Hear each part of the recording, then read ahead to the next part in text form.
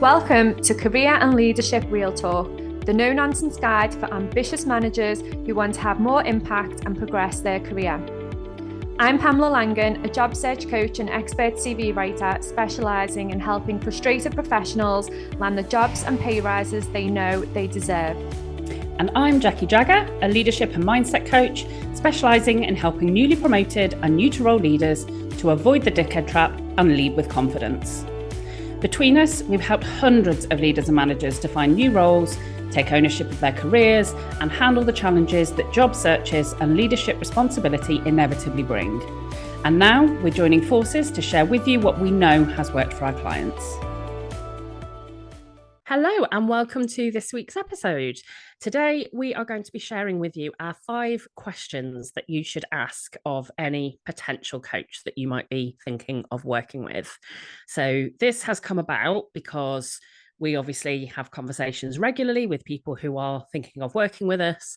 So we've kind of recognized that there are some things that sometimes people don't know to ask, maybe don't include, and that hopefully will just give you that reassurance that the person that you are thinking of working with could be a good fit for you. So we're not going to try and cover chapter and verse of every question you could ask. We've just picked out our top 5 and we're going to be sharing them with you in this episode. So Pam, number 1, what's our number 1 question for people to ask? So number 1, what is your approach? Now, this question is really important for you to get an understanding of how the coach works, how the coach will help you and support you, and also thinking about do they have a client-centered approach? What techniques and tools do they use? And also maybe some things around their overall beliefs and values, just so you can get a real feel for whether that is going to be the right approach for you. Yeah, and I think one of the things that I think is really important with this, so if I think about questions that I ask of potential coaches that I'm thinking of working with, one of the things that I seek to get from asking this kind of quite broad question is just to get a feel for that person, but also to get a feel for, are they more purist with coaching or are they more of a mentor? And we were talking before we started recording about, does it matter if your coach has or hasn't got experience in the role that you are trying to do? So Pam, what was your perspective on that one? So I think from personal experience, I do actually think that the coach should have an understanding of the area that you work in. And I believe that because if you have a level of understanding, you don't have to know everything, but if you've got that understanding, you can ask better questions and you can maybe peel back the layers a little bit quicker than you could if you don't know anything about that person's industry or situation. I know that your view is probably the opposite on that. Not quite the opposite. I think it's probably slightly different. So I would definitely agree with you that if a coach has got experience, so if I take my example where I'm working with leaders, I worked with a head of retail, and because that's a role that I've done, then for that client, there was that recognition and understanding that there would be a degree of empathy, that I would understand what it was like to be heading up retail ops, that I would understand some of the complications, some of the challenges. So there is a natural degree of empathy there. But I've also coached heads of and directors in a number of other functions that I don't have the experience of. And so that, for me, comes back to, is the approach that you need more centered around relatively purist coaching? So coaching being about asking you the questions, giving you the opportunity to hold a mirror up, reflect, understand more for yourself, or is there an element of mentoring involved? Because if you need a coach who has that approach where they can do some of the mentoring as well as coaching, then I would absolutely agree with you on the element of how valuable it can be that they've got that kind of industry or functional expertise. If what you're looking for is more of that purist coaching, where you're looking for you to be the one to kind of reflect and come up with solutions, and the coach to be really that kind of partner that creates that space for you to do that, then that's a slightly different thing. And there I would say a coach that has got experience of what you're doing or what you're trying to do will potentially ask a different set of questions to a coach that doesn't have that. And I don't think one's right or wrong, they're just different. So I think the mentoring episode that we did potentially would be quite helpful if anybody's kind of like, oh, now you've thrown the cat amongst the pigeons, I'm not sure whether I need a mentor or a coach. And we'll link to that episode in the show notes. So how would you, if somebody asked you that question then and said, well, what's your approach, how would you answer that? I suppose in terms of my approach, it's very much about what the client needs at that point in time. And for me, most of my clients are in job search mode or looking to embark on a job search. So I kind of feel like that's why I'm swaying towards you need to have an understanding of that person's situation in order to help them best. So there's lots of career coaches out there that can help you, sit you down and do a full session on what do you want to achieve next in your career, where do you want to go, and you can come up with those answers. But from my point of view and the clients that I work with, it is about looking at where they are now, where they want to get to, what that looks like. They don't always know how easy it is to move. So it's about me helping them find that level of almost like that information and look at the options and go through what does a move look like for them, or how can we make their move easier. So it's about making sure that they know that I'm on their side, that it's all about them. And every single person is unique. Every job search is going to be unique, and there's no one size fits all, because everybody's got different factors that come into play, different personalities, different ways of approaching things. So my approach is very much around what does the client need at that point in time, and what does that individual approach look like for them. So how would you describe your approach? So for me, the way that I would answer that question is to probably make that really clear to people that I am more towards that purist end with coaching. So I typically work with leaders, and there are kind of two areas, I guess, that I really love working with people around, and that's helping them to shine in terms of their leadership and get noticed for their leadership. But also there's a lot that I do with people around kind of their mindset, their confidence, their self-belief, and kind of really that comes first, believing that they can do it. So for me, that kind of functional specialism is less of typically the challenges that people bring. The things that people kind of bring to sessions with me are much more around boundaries, around confidence, imposter syndrome. It's around things like handling conflict in the workplace, having a challenging relationship with their boss or a peer or a key stakeholder. So for me, those situations are so unique, and I can never have been in their exact situation. So a coaching approach really for me is the kind of thing that comes to the fore. So that's how I would answer that one. And I think that kind of brings us really onto the kind of second question that we would suggest people ask, because it's kind of really a bit of what we've described, isn't it, with our answers to that one, which is, have you got experience of working with people like me? And I think regardless of whether somebody's got experience in your particular area, it is really important that you work with a coach who has experience of working with people like you, people who have some of the same challenges, because that's how you're going to have that confidence that this coach is familiar and experienced and can support you with the challenges that you're facing. So how does that one kind of come up for you? How often is that a question that people ask you, and what's your response when they do?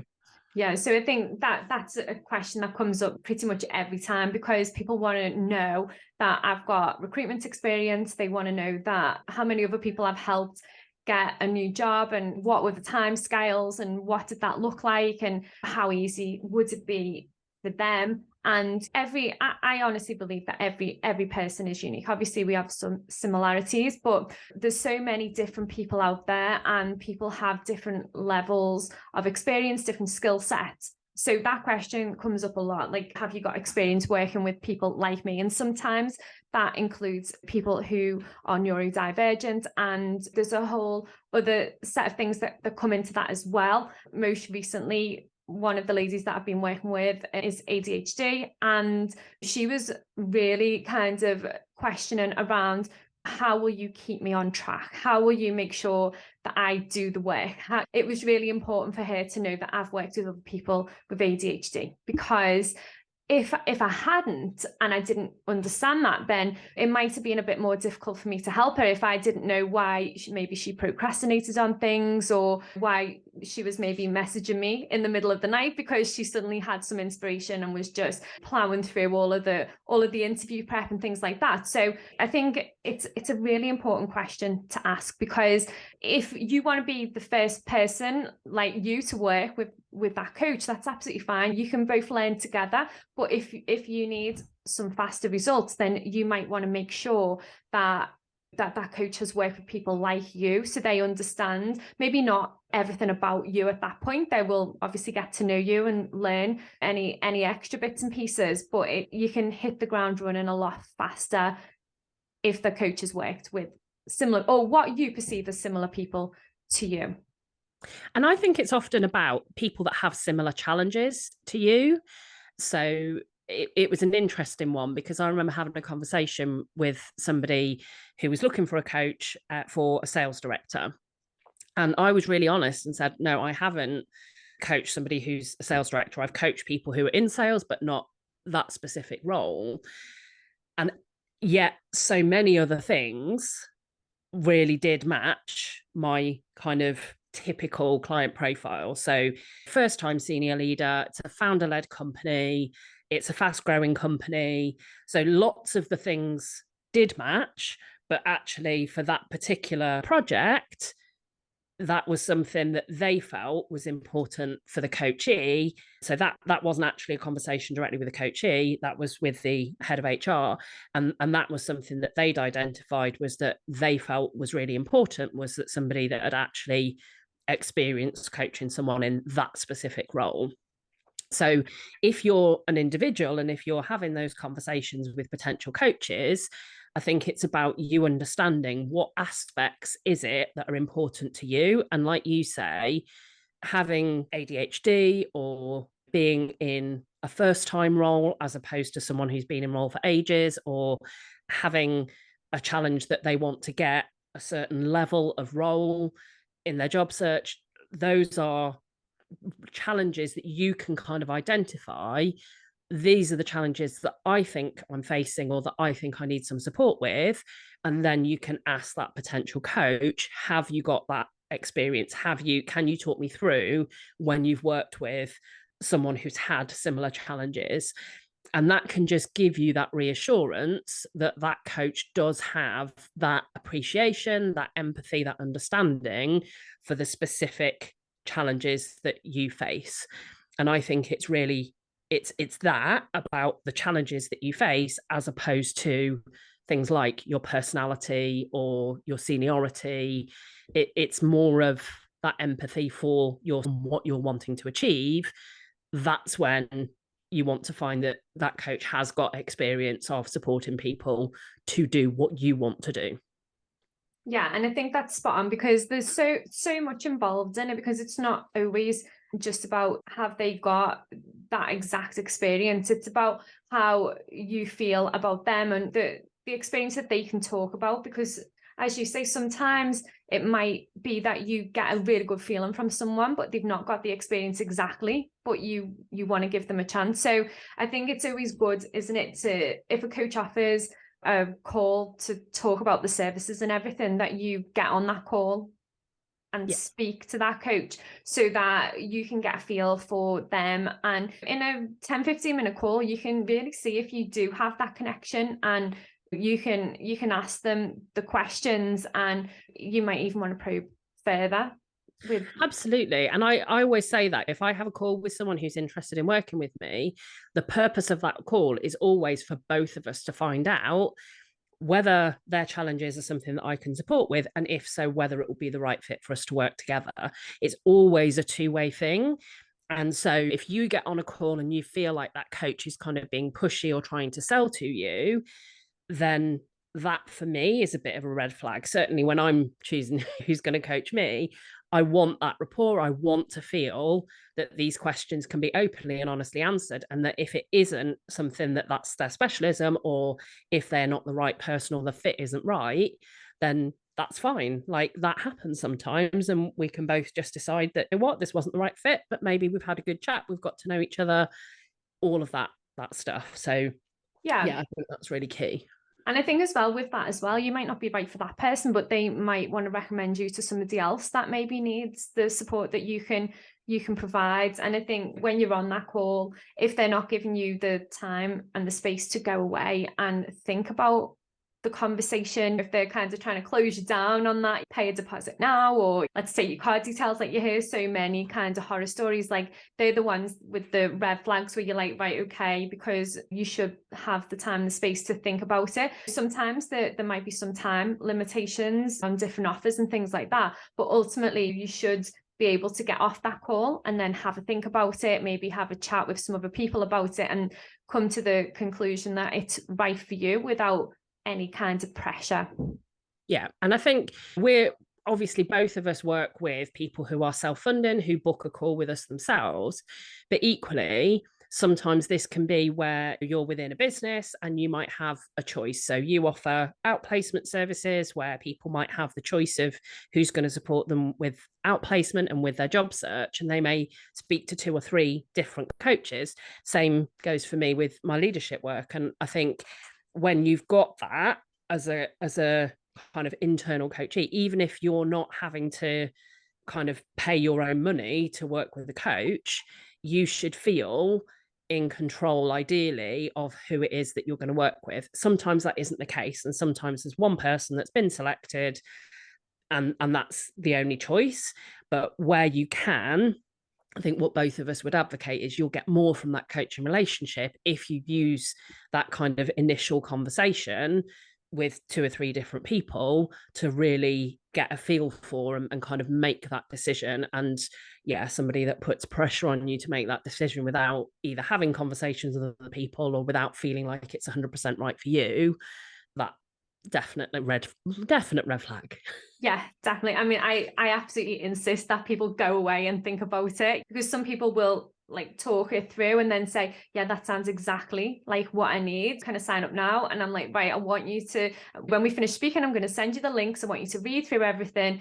And then if you decide that it's still right for you, then you're more than welcome to book yourself in, and that's absolutely fine. And I think that's the approach that we both take, isn't it? And you start that coaching relationship where that person's made the right choice and you haven't railroaded them into making a decision, so you've got that real right fit. Coaching is quite an emotional commitment when you're going to be talking about stuff where people are going to feel quite vulnerable, which is the case for both of us in the work we do. People have got to be committed to it. Yeah. And to me, it serves no one's interest for us to put pressure on people to sign up if they're not yet kind of at the point where they're 100% committed, whether it's because they're not 100% committed to coaching or they're not 100% committed to working with us, is neither here nor there. That time and space needs to be there for people to feel like, yes, this is the right thing. I'm excited to get into this. I'm excited to start working together. When can we have our first session? And that's when it's right with a potential coach, is when you're kind of getting that feeling. So that said, though, there is then that element of how do you do some of your like due diligence, for want of a better word, and really kind of delve under the skin. So far we've really talked about kind of that getting a feel for somebody, really understanding, can they potentially help you? But then our next question then is starting to get into the nitty gritty. And so the third question that we would say is, what are your training or qualifications or experience? We were having a conversation before we started recording. Because this is a real bugbear, isn't it? And not for the reasons that people might think. Yeah, definitely. So as coaches, we spend a lot of money and a lot of time training to be coaches. So completing the initial qualification is very time consuming. Most coaching courses will expect you to do like 50, 60 hours of one-to-one coaching. And the cost is generally pretty high, especially if you're funding it yourself. So when potential clients ask, what qualifications have you got? It's like, well, let me tell you about my qualifications, because most coaches are desperate to share their qualifications, their training, their experience, because they spend so much time and effort making sure that they've done the qualification, that they're doing consistent CPD to make sure that they become even better coaches and continuously moving forward and gaining more experience. So when people ask you about your experience, you're like, yeah, okay, this is a great question. Let me tell you all about it. And that's key as well. Sometimes people, that might not be important to people, but if that's something that's important to you, if you want to know that your coach has got the right credentials, then it's definitely a question that you should ask. And most coaches will be happy to answer, wouldn't you say? Absolutely. I still like, nobody ever asked me this. And I'm a bit like, oh, but I want to tell you. Right, everybody needs to DM Jackie and ask her. What have you got? What have you Yeah. done? No, you're absolutely right. And I think sometimes what happens is when people are on a call with us or with another potential coach, the kind of rapport piece and kind of feeling like, oh, yes, I gel with this person can kind of take over. And that's why I say this really is a due diligence question, because people can be very convincing, but can they back that up? And Yeah. I think this is the thing for us, is that because we've invested so much in our own sort of personal and professional development, we're kind of in that camp where we actually want to be asked this question, because we want to be able to say to people, yes, and I can back it up, and these are all this is all the training that I've done, this is how long I've been working with people, and all of that. And I think sometimes people don't think to ask this question, even if they might have intended to before. I think sometimes they kind of get caught up in that rapport and feeling like, yeah, I get on with you, I can have a really good conversation. And I think also sometimes people feel like this is a rude question to ask. It's kind of like maybe people feel a bit shy of asking it, or a bit uncomfortable, feel like maybe they're implying, or actually, how qualified or how well trained are you? And that absolutely is not how, certainly not how I would take it, not how we would take that question. And it definitely is something that I would want to know from someone that I was looking at to work with as a coach. Yeah, definitely. And it's important, because if you've got that qualification as a coach, then you're going to be working to a certain framework, and you will be able to take the client from A to B. If you've not got that qualification and you've never been through the process, then maybe the coaching sessions might not be as structured. Maybe you won't get the right level of depth that you need to move forward and to come up with an action plan within those coaching sessions. So it's definitely something to consider. And if you don't feel comfortable asking that in a phone conversation or on a Zoom, you can always send it in a message or an email later on or prior to the conversation. Just Yeah, and I think I wouldn't rule out somebody who had not masses of training or qualifications, but had a lot of experience equally. And actually, in a lot of ways, I would probably find that more reassuring than somebody who is brand newly qualified, has got loads of qualifications, but lacks the experience. But I think it's just that reassurance when that somebody is committed to their own development, is working hard to be able to work with their clients to deliver the best results. And I think most decent coaches, all decent coaches, would have that same perspective. So just don't feel like you can't ask that question. Be comfortable asking it. Most coaches will rejoice in the fact that they're being asked, because they will be grateful that finally somebody is justifying their decision to spend all this money on the qualification that they've done.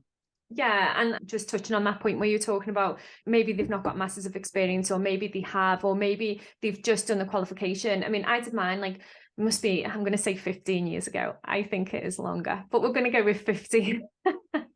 So the coach I was 15 years ago, I would say I am completely, well, I wouldn't say completely different, but what I would say is I'm more experienced. I've got more experience in asking better questions and probing people to get under the skin of what's going on for them. And I honestly do believe, like, once you understand that framework as a coach and you build on your experience, that makes you a better coach. So if you can understand someone's journey and that almost like that kind of pathway that they've been on, then you can make a call as to whether you feel that person is experienced enough to deal with what you're wanting to achieve, really, isn't it? That's what it comes down to. Absolutely. So on to the fourth then. So what's our fourth question for people to ask their potential coach?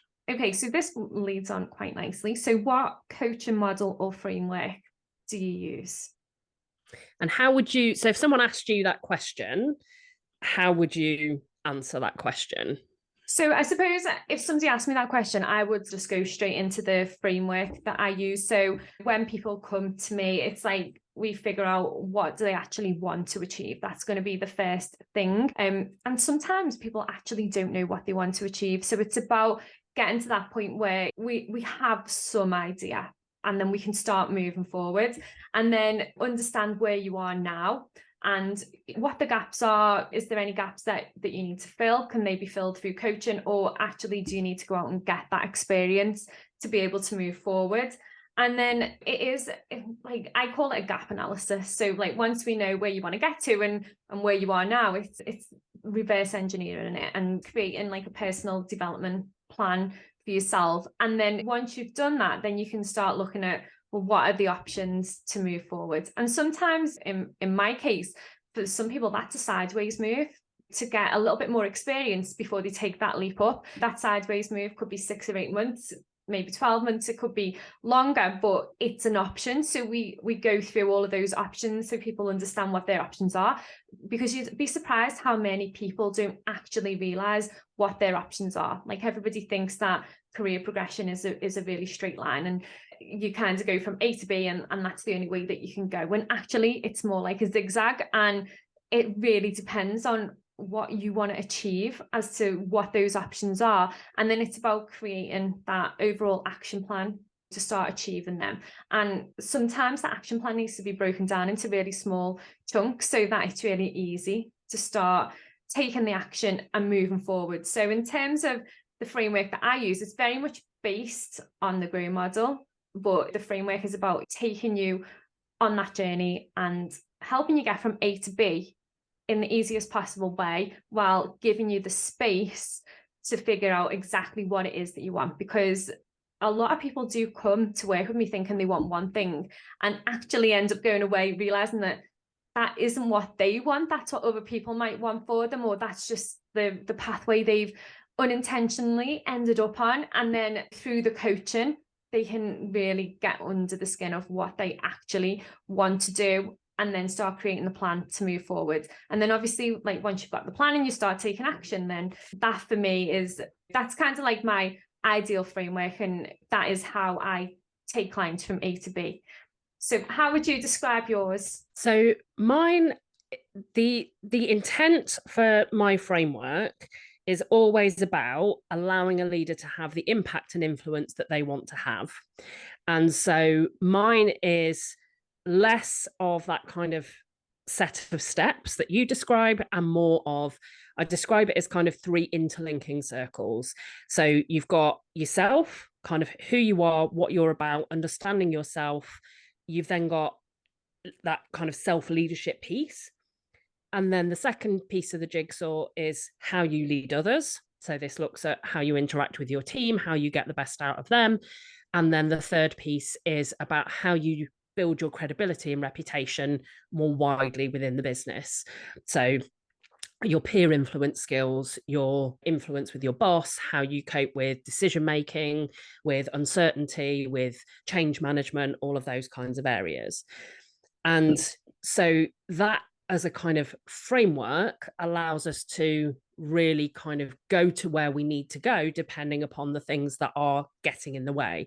So there's still that element at the start of understanding what's getting in the way of you having the impact and influence you want. And then we always start with you, because you've got to understand yourself and lead yourself first.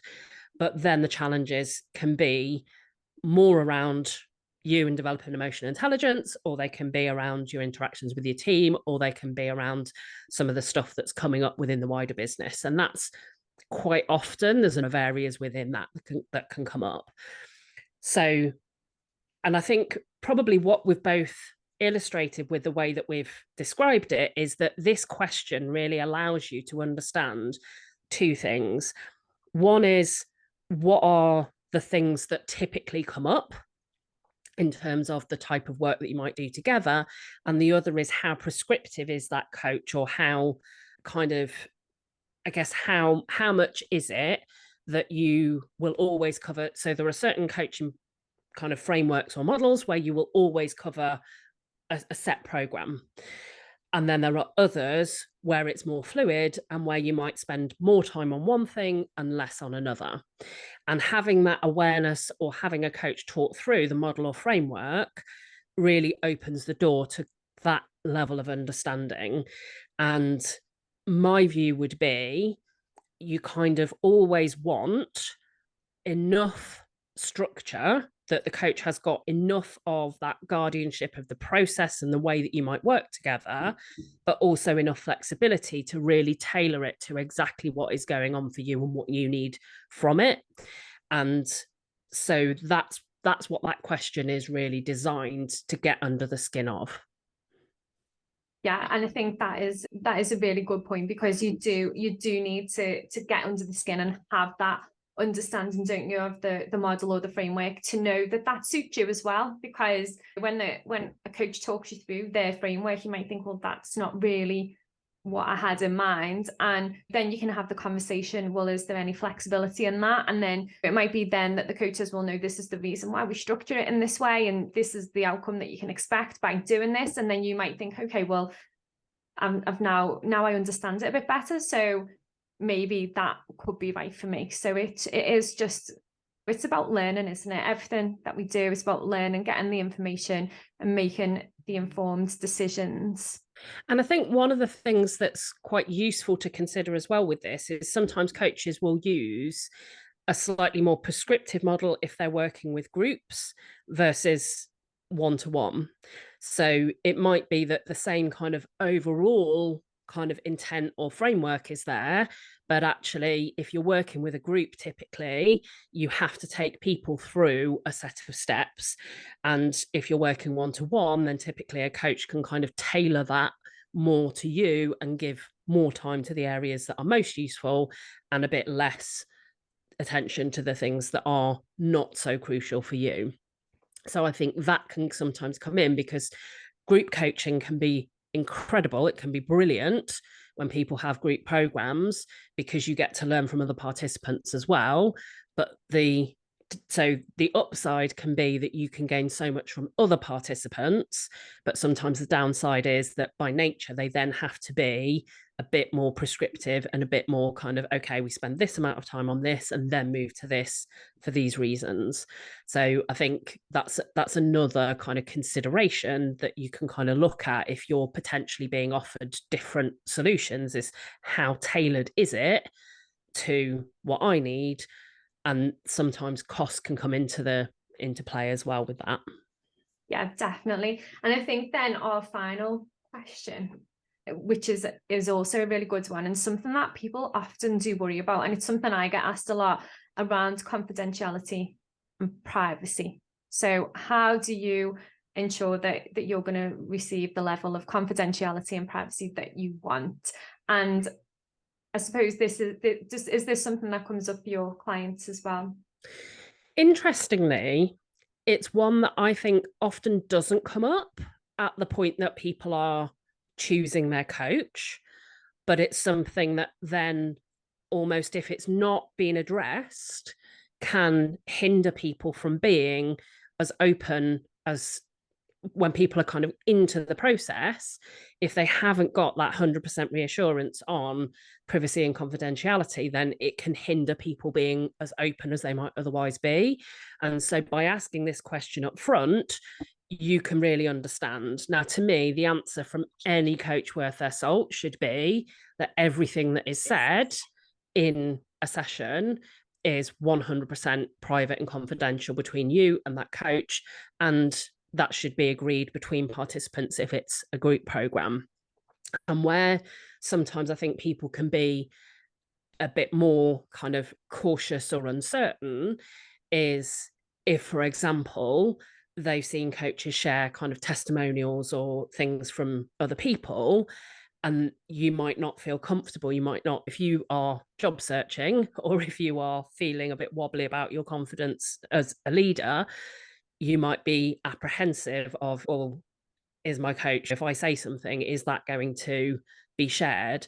And it's never ever shared without permission. My clients, unless you as a client choose to identify yourself as a client, either during or after our work together, then there will be nothing that anybody else can identify you.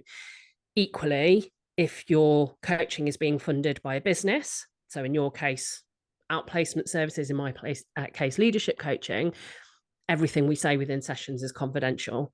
So as much as you might have that apprehension of, is the head of HR or my line manager or somebody else going to get kind of a progress report or report back? No, they're not. And coaches, well, I certainly am very specific about being really clear. If I'm engaged by a company, we have a conversation up front. We have a 3-way conversation up front that I facilitate, that is then about, what are we trying to get from this? What does good look like? What is it that is causing, has prompted this investment for this person? But beyond that, no, back off. and the manager or HR do not get progress updates or reports that covers anything that's been said. Now, sometimes what might happen within sessions, we might encourage you to go and have conversations within the business off the back of it, but it's not for us to reveal that.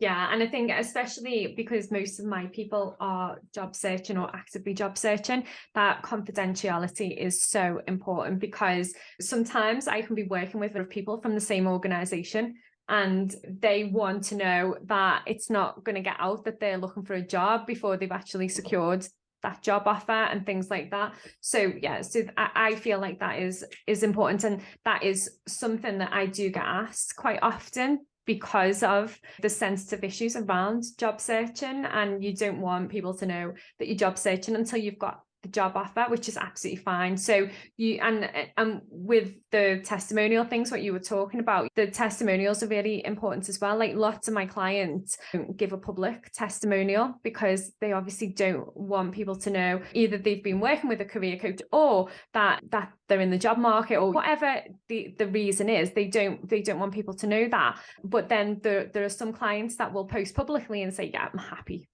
for you to share that. And it's just whatever works for you, whatever you're comfortable with, and the coach should be happy to support that decision. Absolutely. Yeah.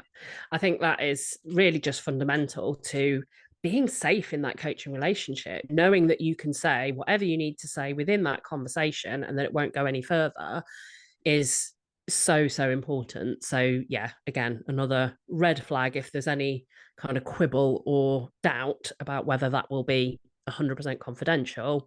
And to be fair, I think that's one that coaches generally would have exactly the views that we've got. I don't feel like we're unusual in any way, shape, or form. I think sometimes people just are a little bit worried about that and hold back from being completely open because they haven't asked that question. So I think it's really just, you shouldn't get any kind of shock or surprise when you ask that question, but it's just about you having that peace of mind and really having that reassurance before you make that selection that that person is going to guard your privacy with their life. Hopefully those questions will be useful. So whether you are looking to work with a coach yourself, whether you're looking to fund that yourself, or whether potentially you might be in that situation where work are going to fund a coach and you've got maybe 2 or 3 to have conversations with. Hopefully that will give you a really useful steer on those things to ask each of those coaches to help you make the right decision for you. So thanks for listening. As ever, please do get in touch. We will pop our links. So if you do want to, if you are thinking of working with a coach and you'd like to book a call with one of us, we'll pop those links in with the show notes. And if there is any topic that you would like us to cover, then just DM us, let us know. We're always looking to make sure that what we're talking about is really relevant to you. So please don't be a stranger and just drop us a message, and we will catch you on the next episode. So thanks for listening, and we'll catch you next time. Exciting news from us. If you're an ambitious leader or manager earning 50k or more and you're ready to take your career to the next level, we have an opportunity for you. Introducing Catalyst Career Club, your secret weapon for unlocking career success. As a member, you'll get access to monthly live training sessions, exclusive job opportunities, and the ability to get personalised advice from us on your toughest career challenges. We've helped thousands of driven leaders like you secure significant pay rises, land dream roles, and thrive in their careers. And now we want to support you in achieving your most ambitious career goals too. Membership is just $6.99 per month with no contract or tie-in. And as a special bonus for being our podcast listeners, you can use the code podcast at checkout to get your first month for just £1. Head over to pamelalangan.com/Catalyst Career Club to sign up now, and we'll see you inside.